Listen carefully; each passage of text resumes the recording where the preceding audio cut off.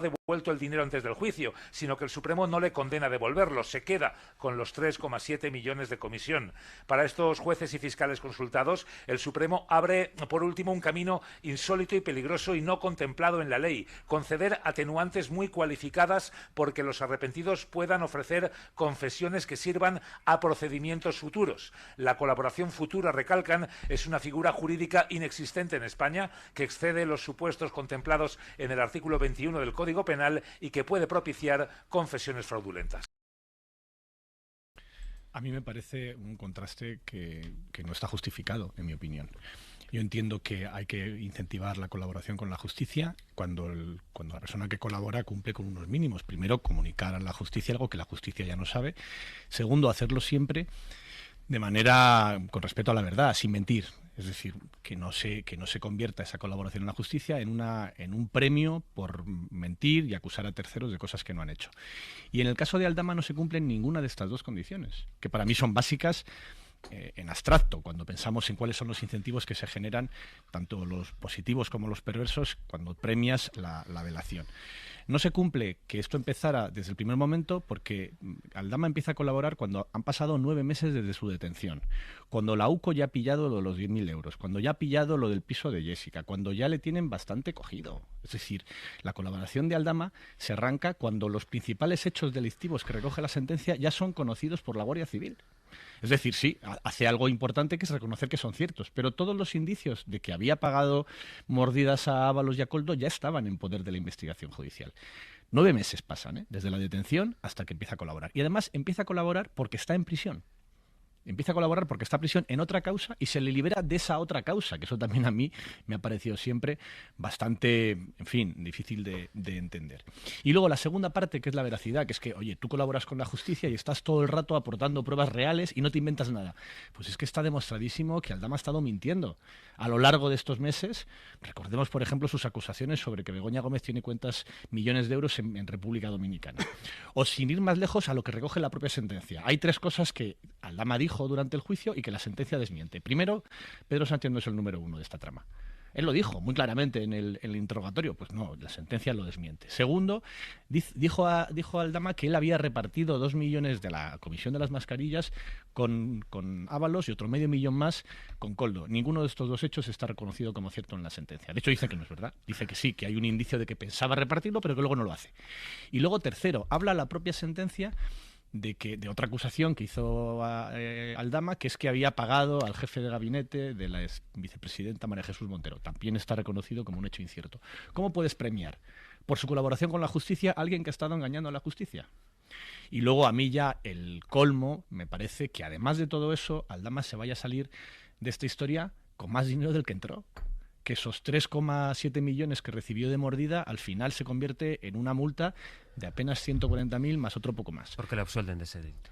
Sí, pero le absuelden de ese delito, que ya la idea de que esto sea un delito aparte es un poco marciana, en mi opinión. Porque evidentemente, ¿por qué razón el fabricante y el importador de las mascarillas recurre a Aldama y le regala 3,7 millones porque consiga vender las mascarillas a Transportes? Pues es evidente leyendo la sentencia, porque tenía al ministro y a Koldo García en el bolsillo.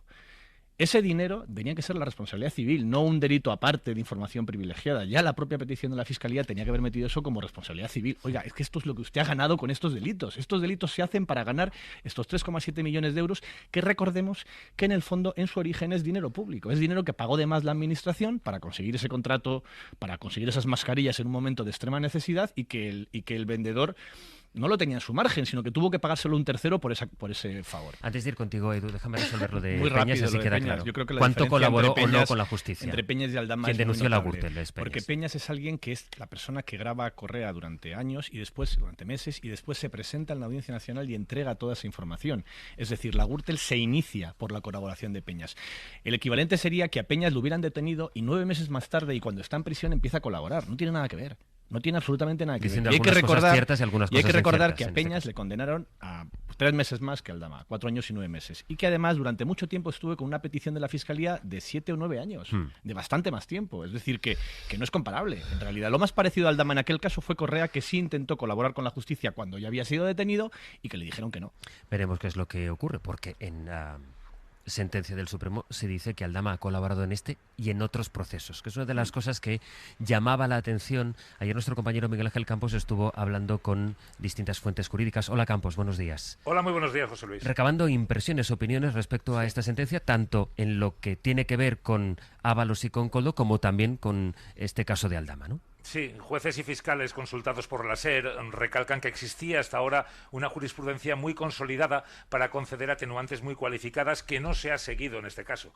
Hasta ahora, para concederla, tal y como establece el artículo 21 del Código Penal y las distintas sentencias del Supremo, la cooperación debía ser efectiva para resolver el procedimiento en curso, veraz y haber reparado el daño. En este caso de las mascarillas, las fuentes consultadas recuerdan que la propia unidad policial que ha investigado el caso, la UCO de la Guardia Civil, despreció durante el juicio la colaboración de Aldama. Sostuvo en sala la UCO que el corruptor nada aportó que no hubieran corroborado ya los agentes antes por sus propios medios. Por tanto, la confesión de Aldama no fue efectiva. Tampoco ha habido reparación del daño, porque la víctima del amaño de los contratos de mascarillas es el Estado, todos los españoles, y Aldama no solo no ha devuelto el dinero antes del juicio, sino que el Supremo no le condena a devolverlo, se queda con los 3,7 millones de comisión. Para estos jueces y fiscales consultados, el Supremo abre, por último, un camino insólito y peligroso y no contemplado en la ley: conceder atenuantes muy cualificadas porque los arrepentidos puedan ofrecer confesiones que sirvan a procedimientos futuros. La colaboración futura, recalcan, es una figura jurídica inexistente en España, que excede los supuestos contemplados en el artículo 21 del Código Penal y que puede propiciar confesiones fraudulentas. Un corruptor convertido en héroe de la derecha que se libra de la cárcel y le dan permiso para quedarse con el dinero. Soy Juan Luis Sánchez. Hoy en un tema al día. El éxito del plan Aldama. Estamos en una fría noche de noviembre de 2024. Sale de la cárcel de Soto del Real un empresario que acabamos de conocer por los titulares que comparte con un tal Koldo García sobre una trama de mascarillas. Se llama Víctor de Aldama y esa noche su plan ya estaba en marcha. El señor presidente me ha llamado delincuente y personaje. Este señor tiene que saber que él es mitómano, vale, y tiene Alzheimer. Este empresario, al que no conocíamos de nada, llevaba un mes en prisión preventiva, pero no estaba encerrado por esto de las mascarillas, sino por otro caso también muy desconocido, así para el público en general, pero grave: un fraude fiscal millonario en el sector de los hidrocarburos. Aldama ve clara la jugada y dice: tengo una manta y voy a tirar. Como tantas pruebas quiere, que no se preocupe el señor Sánchez, que va a tener pruebas. Aldama ha pasado en 2 años de ser un empresario corruptor en prisión provisional a héroe de la derecha mediática, justiciero contra la corrupción de la que él mismo es protagonista. Prometió munición contra el gobierno y, aunque la mayoría de lo que ha dicho ha resultado ser pólvora mojada, le acaba de llegar la recompensa. Ábalos ha sido condenado a 24 años de cárcel y Aldama no tendrá que entrar en prisión. Es culpable, está condenado, pero el Tribunal Supremo encuentra la manera de justificar que no tiene que entrar en la cárcel y encima tampoco tiene que devolver los 3,7 millones de euros que se quedó por aquella compraventa corrupta de mascarillas.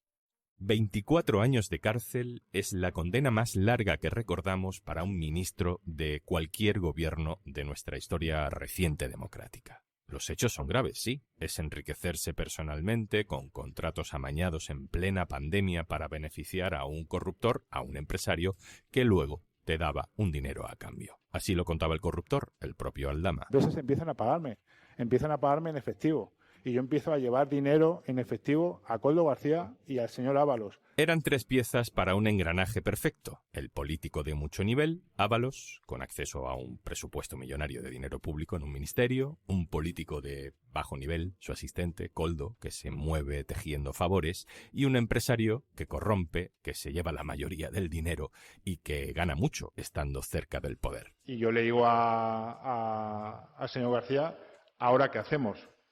Nos vamos a comer estas mascarillas. A lo que él me dice: no te preocupes, ¿qué necesitas? Y le digo: pues mínimo necesito duplicar el pedido para no quedarnos colgados y no tener problemas. A lo que me dice: no te preocupes, que hablo con el jefe y lo solucionamos.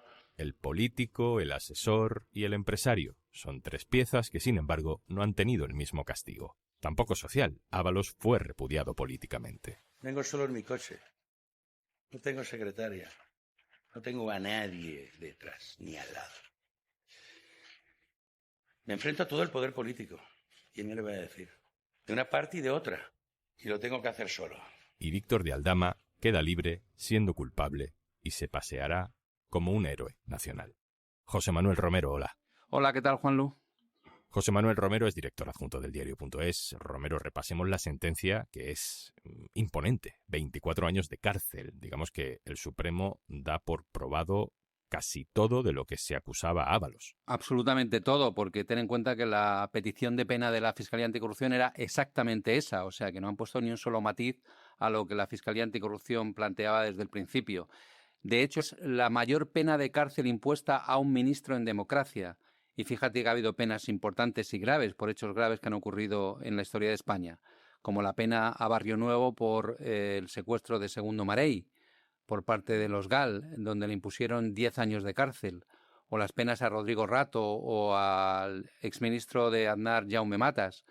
Todas son muy inferiores a estos 24 años de cárcel. Por tanto, sí, una pena durísima. Hablamos de influencia para que determinados contratos públicos en pandemia beneficiaran a Aldama. Hablamos de que Aldama pagaba esa cantidad casi mensual a Ábalos y a Koldo. Tenemos la historia del piso que le pagaban a la pareja de Ábalos. Es un acumulado de delitos, ¿no?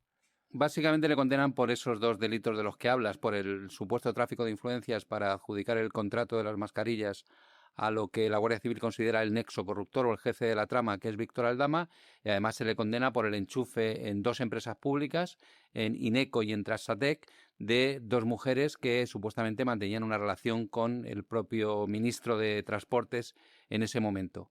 Esto seguramente que suena a obviedad para los que seguís de cerca estos casos, pero aquí no estamos hablando de Santos Cerdán, no estamos hablando de ninguna sospecha de corrupción que afecte más allá de esta trama, ¿no? Esto es corrupción de Ábalos, Koldo y Aldama. No hay financiación del PSOE ni nada más en el gobierno. Exactamente, no hay ni una sola referencia a esas cuestiones que, por otro lado, se están investigando en la Audiencia Nacional, en piezas que se abrieron como consecuencia de esta investigación.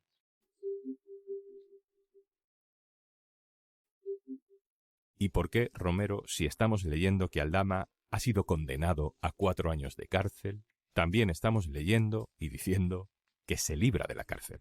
El Supremo dedica hasta 4 páginas a justificar esta decisión, que es una de las decisiones más polémicas y controvertidas de la sentencia y que la opinión pública podría no entender del todo. Si Aldama fue la persona que corrompió a Ábalos y a Koldo, si según la Guardia Civil y la investigación que hizo la UCO era el nexo corruptor del Ministerio de Transportes, era el jefe de la organización criminal, era el que pagaba y que por tanto el que paga manda, ¿por qué razón tiene una pena tan corta y por qué razón además el Supremo decide suspender la aplicación de la pena y que no entre en prisión?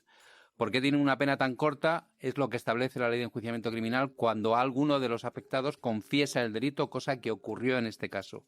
Además de confesar el delito, Aldama supuestamente aportó una documentación relevante para el esclarecimiento de los hechos.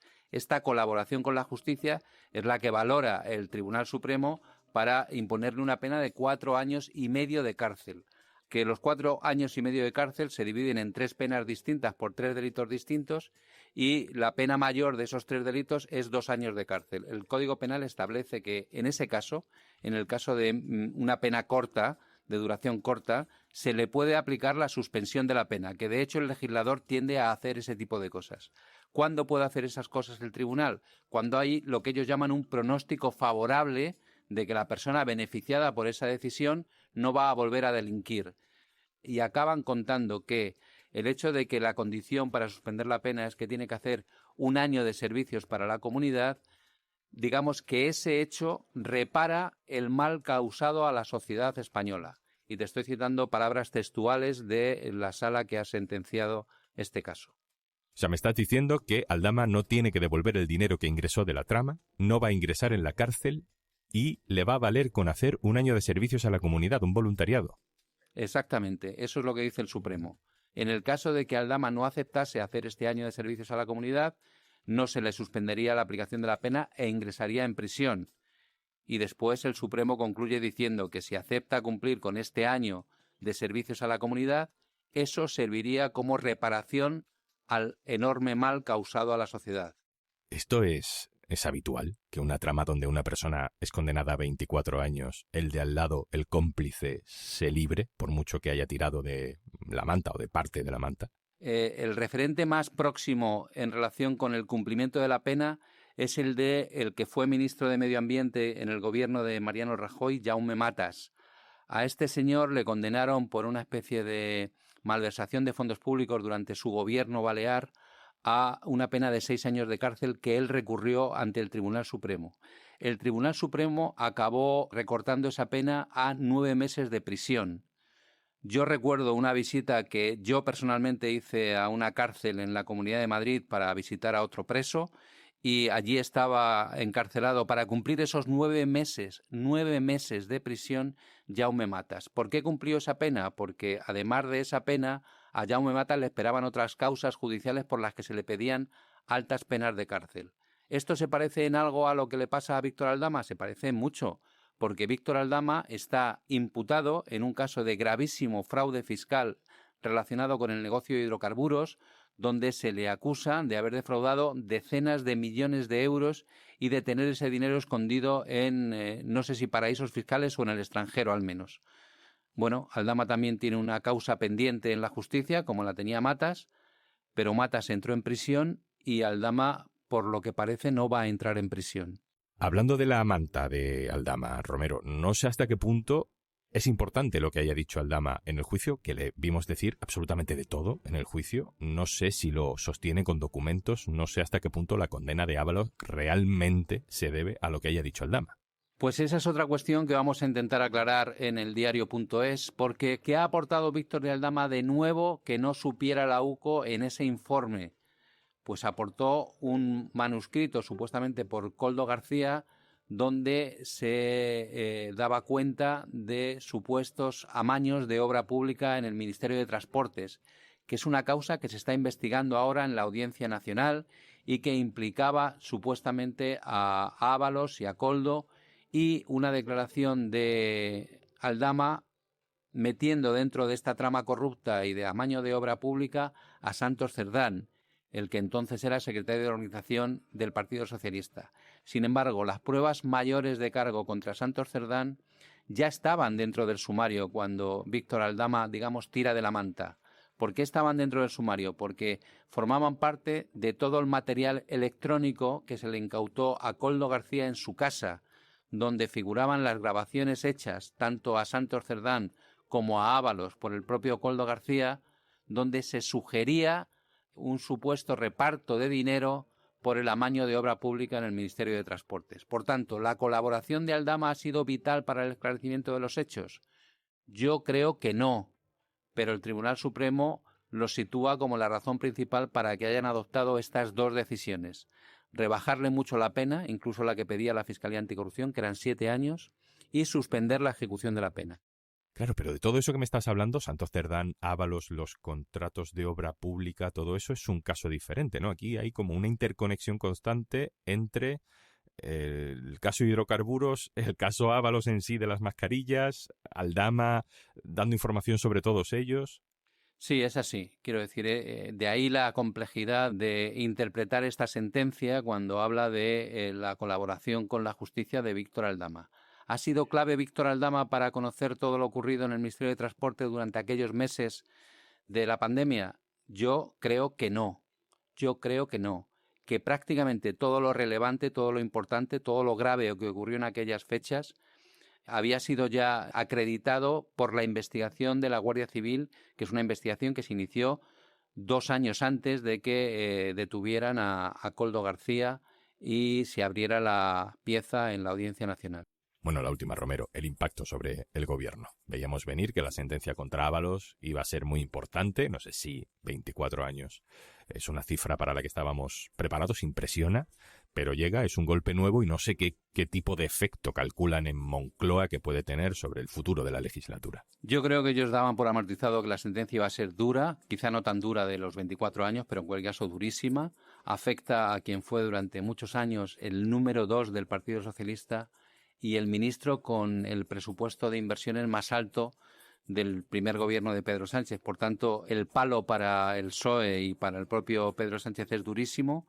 Recordemos que llega de manera casual, probablemente 48 horas antes de que el presidente del Gobierno tenga que comparecer en el Congreso de los Diputados para hablar en principio de la corrupción por la que se está investigando en la Audiencia Nacional al expresidente José Luis Rodríguez Zapatero, y que además coincide con que ese mismo día Pedro Sánchez va a intervenir por la mañana y por la tarde su mujer tendrá que comparecer en el juzgado para entregar el pasaporte al juez Peinado. Por tanto, la situación no puede ser más infernal para el presidente del Gobierno, aunque yo creo que esta condena en concreto la tenían amortizada. Creo que ellos justifican su postura en relación con el caso en que la intervención fue urgente. Apenas unos días después de que estallase el caso, obligaron a Ábalos a dejar el escaño, aunque no quiso y se fue al grupo mixto, y creen que con eso hicieron de cortafuegos para demostrar que el PSOE combate la corrupción dentro de sus filas. Pero sin duda la sentencia, por la dureza de la condena, es también muy grave para el futuro de este gobierno, de Pedro Sánchez.